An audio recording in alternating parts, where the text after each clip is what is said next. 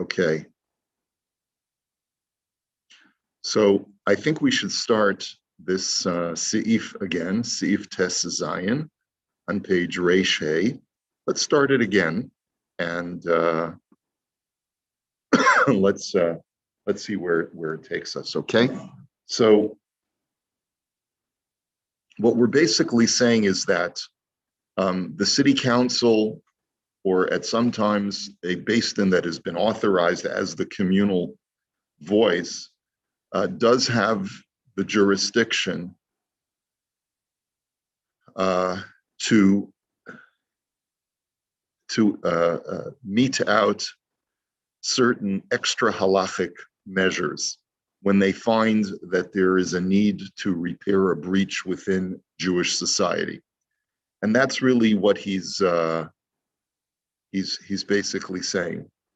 B'chol zeh, he says, is litzorech hasha'ah. He says all of this is for the needs of the moment. Ligdor pirtzat hador, to repair a breach in the generation. Kishahador parutz, when the generation has a breach, when it's been breached. V'chein im hachotehu parutz, yesh la'onsho k'tzat yoter me'onesh hara'ui lo al pi haTorah. And similarly, if the particular sinner, the man who's committed the Aveira in question, okay, he has committed a breach in normative Jewish practice within our community, so that he should be punished a bit more from than the normative punishment that would be commensurate to what he committed using Torah standards. So he's eating non-kosher food regularly, and or he's conducting unsavory business practices or the like. And that's true even if the generation is chaste and does not have a breach. Velo kolkach kamosha onshim ligdor pirtzat hador. But you don't punish the individual to the same degree that you would, let's say, clamp down on a situation when you've noticed that it's a particular breach with on a generational level. In other words, when the entire society is committing something that deserves repair, right? Then you have to really clamp down hard. And I can certainly, what I'm thinking of, when I think about a generational breach, I can certainly sympathize with someone of the 21st century who's reading this and says, all right, well, internet use or the internet porn, for example, is a generational breach that has never faced any prior generation within the Jewish people.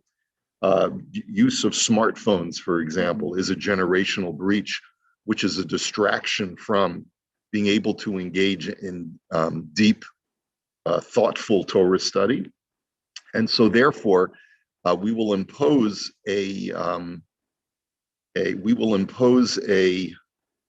what shall we say? We shall impose some kind of clamping down that we would normally not do, but we have to come down even harder in order to repair this problem. So we're going to ban, like an old-fashioned gezerah, we're going to ban smartphones. We're going to do this kind of ban. We're going to asr this kind of thing. Okay, and here's the thing, is that the yeshivas who are doing it wisely are creating incentives for kids. Like I know my son's yeshiva is creating incentives for the boys and creating a social movement within the school that it's not cool to have your smartphone. Okay, and they've created incentives and prizes and all of these other things so that the boys will abandon their smartphone so that they can focus more on their studies. Aval im ein hador parutz, velo hachote parutz. But let's say the generation is not suffering from a particular breach, and the sinner is not suffering from a particular breach. Ela shechata derech mikre. But rather, it was a one-time lapse. It was a moral lapse. Okay? So then, ein rishus letove ha'ir la'onsho klal yoter me'anu sharoi lo al pi Torah.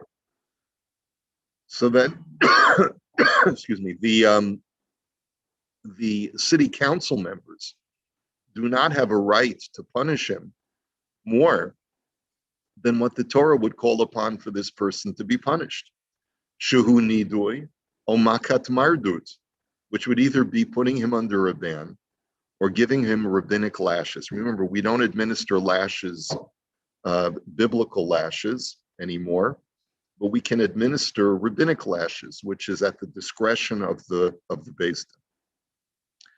Afim avar avera shechayev aleha misas Beis Din, and that's true that those are the only two recourses that the city council would, or the Beis Din would, that's under the authority of the city council, would have in modern times. Now, when he says modern times, he's talking about his modern times.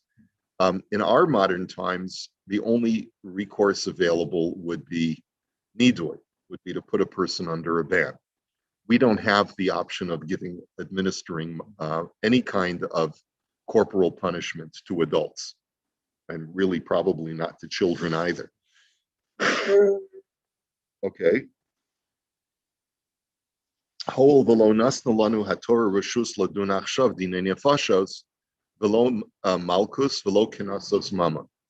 that's because the Torah does not give us permission in the present, because we don't have dayanim who have smicha to judge now capital cases or administer biblical malchus, or to even penalize someone with a penalty that is prescribed by the Torah. Rak shechachamim tiknu linadot o lahakot makat mardut. But it's our sages who instituted this idea that you could mete out nidui, which is putting someone in a communal ban. And what we'll see, we really haven't really discussed the details of putting someone under communal ban yet. But it essentially means people should not do business with this person. People should not accord this person any honors in any religious setting. And people should essentially, sometimes they can even go as far as to say, you have to keep a distance of 4 cubits spatially from this person. Oh, lahakos, would be, yeah, social distancing, right? So in a sense, a lot of people have pointed this out, that this kind of social distancing has really put us all under nidui.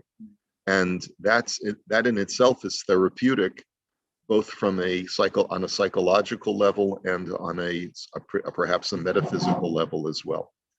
Okay, avolo onshim acherim, but you cannot beat out any other kind of punishment to the perpetrator. V'gam ve'elu hashnayim yesh chiluk.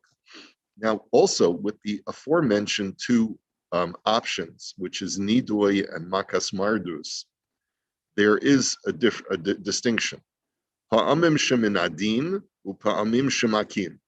Sometimes we put a person in a ban, and sometimes we give them lashes without banning them. And that's going to be at the discretion of the situation. V'gam yesh chiluk bein talmud chacham la'am haaretz. And we will also note that there is a distinction to be drawn between whether the perpetrator is a Talmud Chacham or whether he's an ignoramus. V'gam yesh chiluk bein ha'over al divrei Torah la'over al divrei sofrim or la'over al haminhag. He says there's also a distinction to be drawn between whether a person is violating Torah law or rabbinic law or just standard customs. V'gam yesh oiver al, divrei sofrim upater me'onesh she'ein ha'isr elo lechatchila. And sometimes when a person violates a rabbinic law, there is no punishment at all, because the rabbinic law merely states that lechatchila you should not do this, but b'di eved, post facto, if you do it, there is no punishment. I think that we'll hold it here for now, because this is a very long sif. Let's take a look at the Imrei Yaakov, of how far we've gotten at this point, which is a lot of text. He says, "V'chein im hachotehu parutz."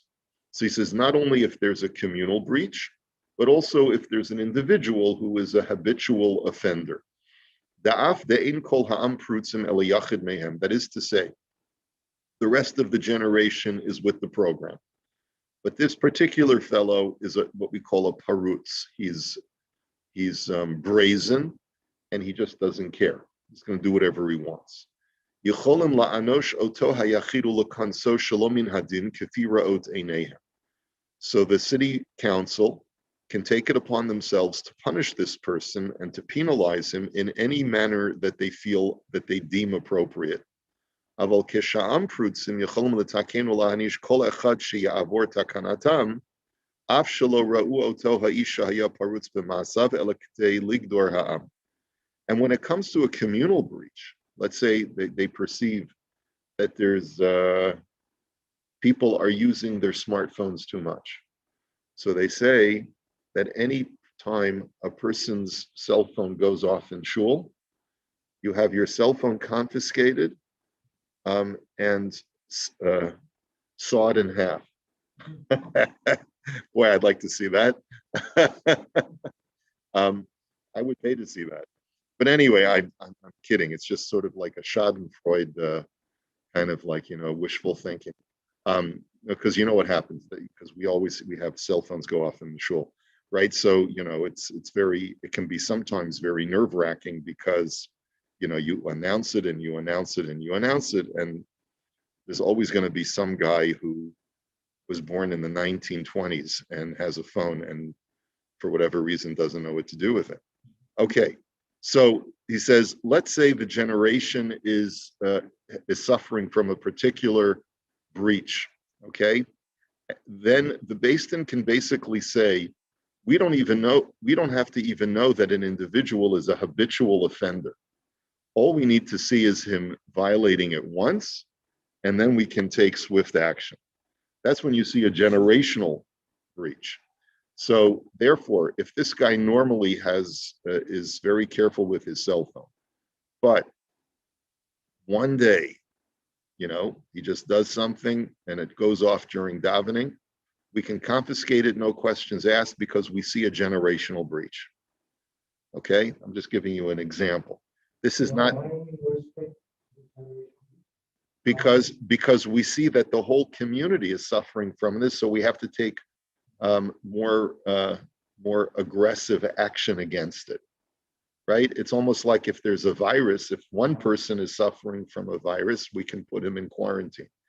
If the whole community is suffering from a virus, so then we have to clamp down even harder and take even more strict measures in order to contain the malady.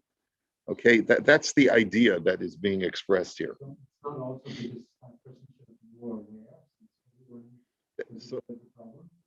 So he says it's in order to make sure that no one else learns from his example.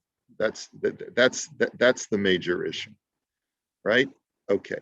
So again, as I said, this is not going to happen in today's world. The reason why it's not going to happen in today's world is because we simply lack the leverage in the religious community to be able to do these things productively. It's almost like what the Chazon Ish said. The whole concept of taking these kinds of measures is to create a Kiddush Hashem, so that you can restore things the way that were they supposed to be. Here, it's going to be a counterproductive effort because people are going to leave the faith when they witness these kinds of draconian measures. Instead of creating a repair, you're only going to create a further breach. So that's why that's not going to happen here. And all we can do is smile and speak nicely and say, this is really what you ought to do and what you oughtn't to do, and hope for the best, and try to endear people to our faith using positive incentive. Okay, next. Hachotehu parutz. So when we're talking again about when an individual is has created, is a repeat offender, and he's the one who's created the breach. He says, "Deroim she'im yanichu lehaover yilmedu mimenu kalei hadas v'yavo lihitparetz." He says the whole idea here is that if we let off the perpetrator lightly, then other persons in the community will learn from this person, will see that he gets off with impunity, and they will emulate him, and then the breach will grow bigger and bigger. He says, in that situation, the yesh lachush lekilkul harabim shahador parutz. He says, that's where you have to be concerned that there'll be a public, a public failure in some sense, if you allow this to go unchecked.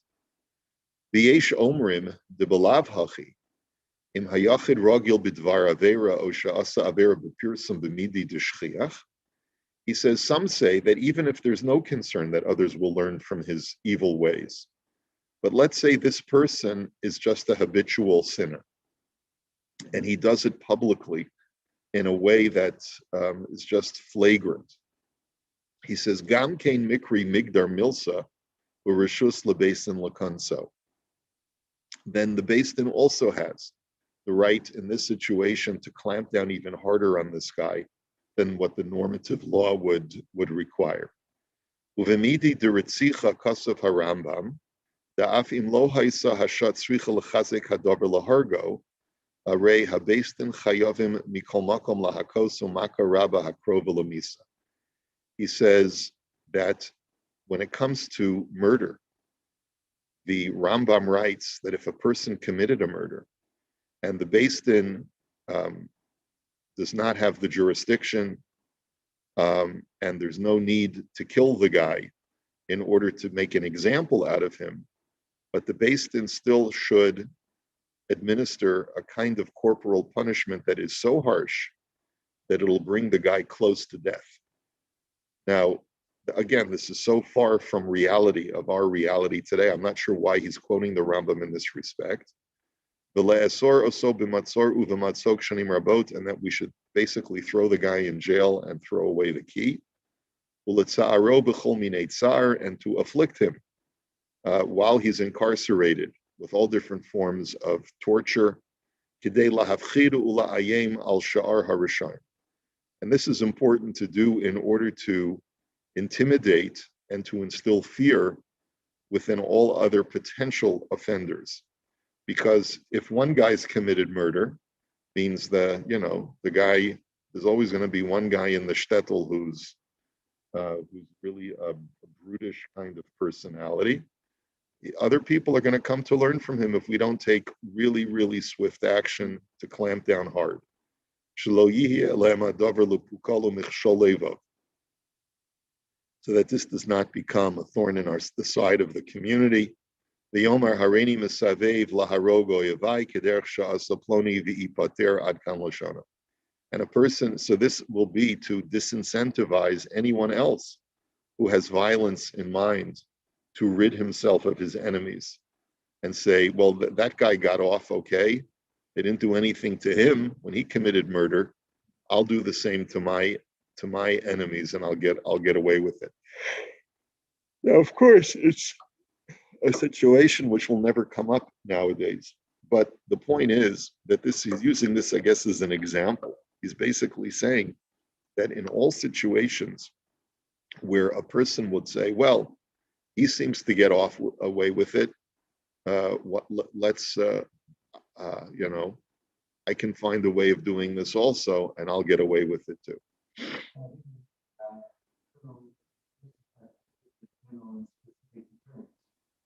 Deterrence, yeah. Yes, right. Very good. So very good language. So Paul says specific and general deterrence. Specific deterrence is to deter the individual, and general deterrence is to deter society. Okay? Very good. Okay. Um,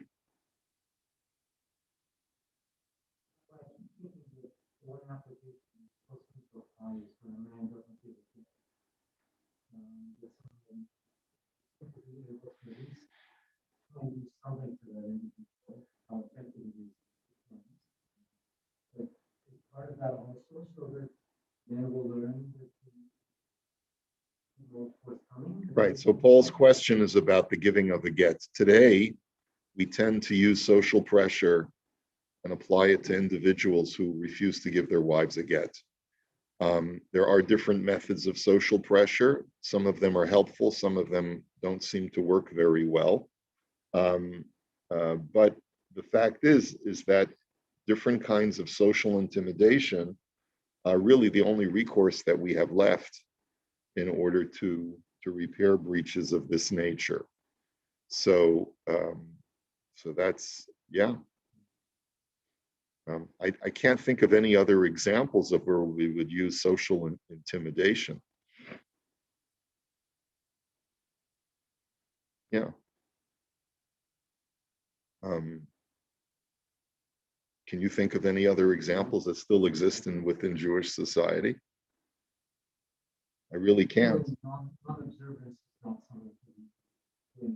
We don't do anything about when people are not observant. Let's say a guy who davens at the bayit. What do we do? I mean, what are the crimes? I guess maybe some kind of other abusive behavior to others. If a person was known to be a child molester, that person is generally ostracized from the community. Now, I just received a complaint that there's a person who was a known offender from many years back, right? And someone complained to me that he wasn't being ostracized in his community. He's allowed to daven in his shul with impunity. But that's really, that's upon the Rav of that shul to determine, has the person been rehabilitated? Has he served enough time in a state of humiliation and ostracization?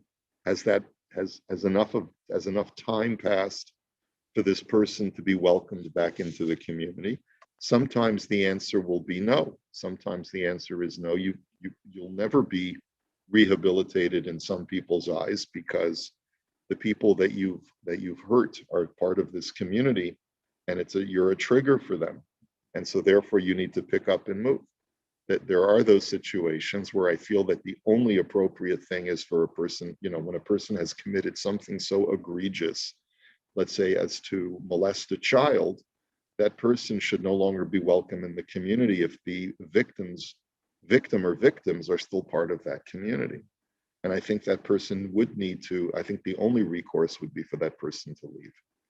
But I can imagine that there are other situations where a person is truly penitent and he's completely rehabilitated and he knows what he's done wrong and he acknowledges it publicly, and he puts forth a public apology to the community, and he really wants to do tshuva. I could understand a situation where the person would be welcomed back into the community.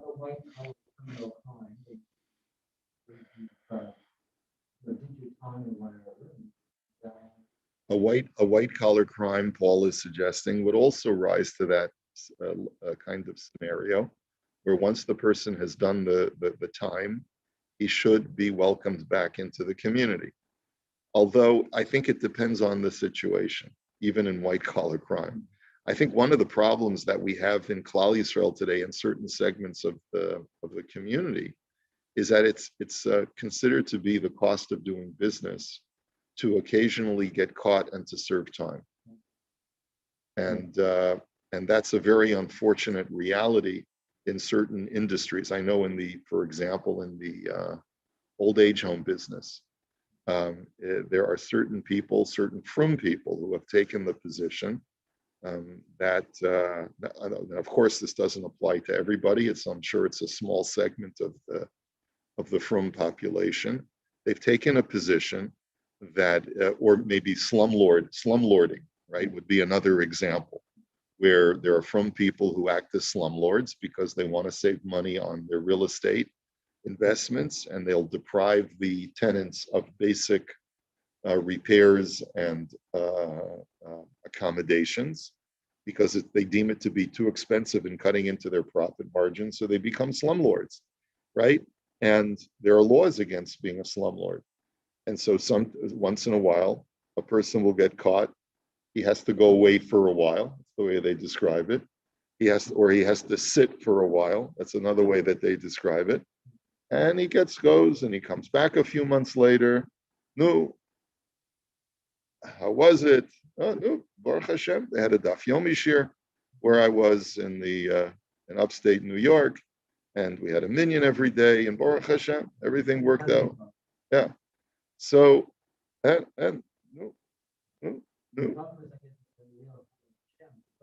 Yeah, it's a terrible, terrible thing, and it represents a malady, a spiritual malady of sorts within our people. Is that there sometimes is an attitude that it's acceptable to violate the law as long as it's a white collar crime, and no one was really hurt, or perhaps some people were hurt, but they're only shlechte goyim, and we didn't hurt any of our own people. They just hurt these lower class people that don't really count as human beings, right? And all of those kinds of rationalizations, and then we move on. We go on to the next, and then the person is welcomed right back into the community as if nothing happened. Now, to me, that's a serious problem, and that's a problem that's problematic. That's endemic within the entire community. That there's a problem that way. That it's become so socially normal for people to go away for a while after having committed white collar crime, that you can get off with complete impunity. So anyway, that thank God doesn't exist in our own immediate community.